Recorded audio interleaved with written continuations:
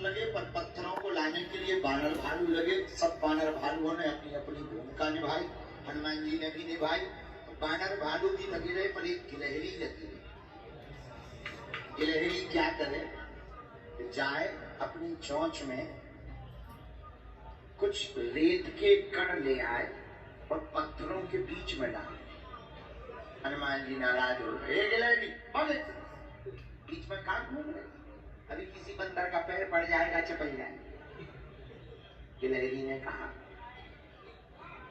चुप रहो, हमें अपना काम करना, हम भी सेवा कर रहे हैं। हनुमान जी बोले, तुम कौन सा पत्थर लेके आ रहे हो? गिलहरी बोली, पत्थर नहीं ला रहे, पर रेत लाए। हनुमान जी बोले, कितने ट्रक ले आए? नहीं, गिलहरी बोली, ट्रक नहीं लाए, पर एक एक रेत का कण भी बहुत होगा। हनुमान जी बोले, एक एक रेत के कण में क्या हो जाएगा?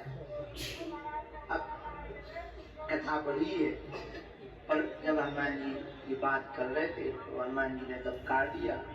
बेचारी जो है एक कोने में खड़ी हो गई, लेकिन फिर भी उसका दिल नहीं माना, वो फिर से रेत डालने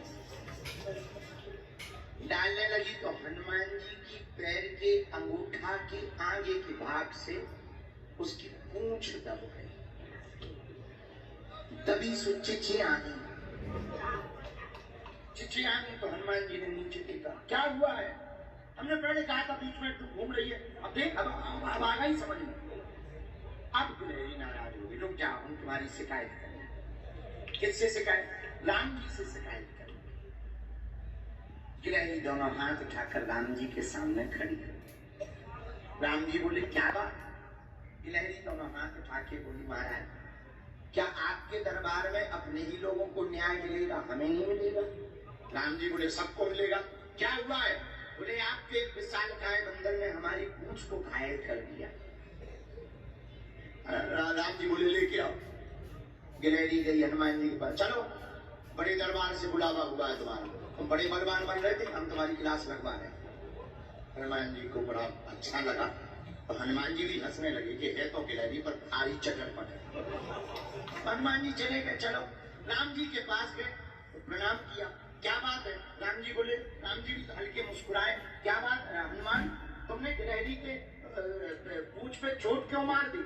हनुमान जी बोले, सरकार, हमने पहले ही इसको रोका था, हमने चोट नहीं मारी, याद है इसको चक्री को तो कुशल बनाओ, पूंछ चप, वरना आपको बताइए हमारा भार है, हमने जयगिर चरण देव हनुमान, चलो सुगा पाताल तुरंत, हमारे स्पर्श करके ही पहाड़ ही चला गया था नीचे, इनका तो पता ही नहीं चलता, पैर ही में छप जाती। ये मानी ही नहीं, फिर भी ये बीच में उपद्रव करती रही, इसलिए ऐसा हाल हुआ है। तो राम जी ने गिलहरी से कहा कि जब इन्होंने रोका था तो तुम मानी क्यों? बोले, सरकार सब सेवा कर रहे तो हम भी करें, हम भी योगदान देंगे। राम जी बोले, तुम सेवा क्या कर रही थी? हनुमान जी बोले, कुछ नहीं, एक रेत का कण ला रही। अब एक रेत के कण से कुछ होता है? गिलहरी बोली, चुप रहो, तुम बड़े बनते हो, बुद्धिमान, तुम्हें ज्ञान तो ये 54 पैसा का। हनुमान जी बोले, अच्छा, बोले क्या ज्ञान नहीं है? गिलहरी बोली, आप पत्थर ला रहे, पत्थर जोड़ रहे, पर सरकार के चरण कोमल है, जब दो पत्थर जोड़ते हैं तो थोड़ी जगह बचती है, उस जगह में हम रेत भरने का काम करते हैं ताकि सरकार के पैर में मोच न आ जाए,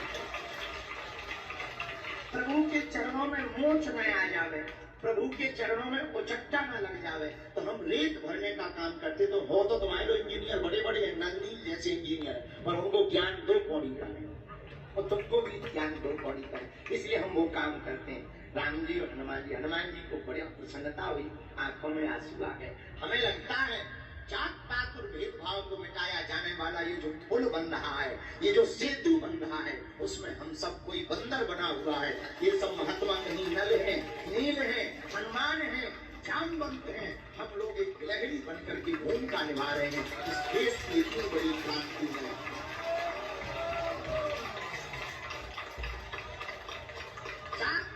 भेदभाव को मिटाने के लिए हम लोग एक एक भूमिका निभा रहे हैं। और निश्चित रूप से जब राम सेतु बना था तब किसी ने नहीं सोचा था कि इतनी चर्चा होगी, पर आज तक गाया जाता है।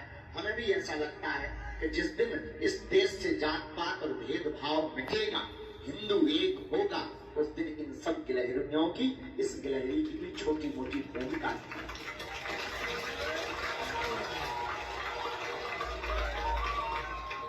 इसीलिए जात पात की करो विदाई, हम सब हिंदू, हम सब हिंदू। और हाँ, ये कोई ऐसी बात नहीं है कि हम आपने कोई नई बात छेड़ी। हमारे प्रभु श्री राम ने भी यही किया।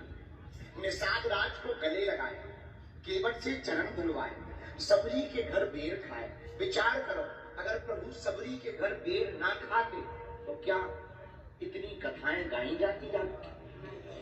राम की महिमा तो अपरंपार है। प्रभु श्री राम है, उनकी महिमा का क्या कहना। पर उनकी वो जैसे होता ना, लड़का सुंदर हो, डिठोना लगा दो काजल को, तो गोरे लड़के पर काला डिठोना और अच्छा लगता है। ऐसे रघुनाथ जी तो अद्भुत है, उनकी लीला अद्भुत है। उसमें भी अगर ये सबरी के घर बेर खा गए तो उनकी लीला के साथ उनके करुणामय स्वभाव का परिचय पूरी दुनिया को पता चला। तो ये राम जी ने भी किया, भगवान कृष्ण ने विदुरानी के घर पर भी किया कि भैया डीजे बंद करवा दे। भगवान श्री कृष्ण ने भी विदुरानी के घर सागर आकर के किया। इसी प्रकार अब हम हिंदुओं को भी अपनी संस्कृति को बचाने के लिए, अपने देश के हिंदुओं को जगाने के लिए ये पदयात्रा कर रहे हैं। जात पात की करो विदाई, हम सब हिंदू। और एक बात, हरि को भजे, हरि को होई, जात पात पूछे नहीं। रामानंदाचार्य भगवान ने कबीरदास जी को दीक्षा दी, रैदास जी को दीक्षा दी, रामानंदाचार्य जी भगवान ने भी यही किया। इसलिए हम सब आज 7वें दिन पे, कल और बचा, परसों भैया पूरा हो जाएगा। ये विराम होगी, अगली फिर शुरू होगी।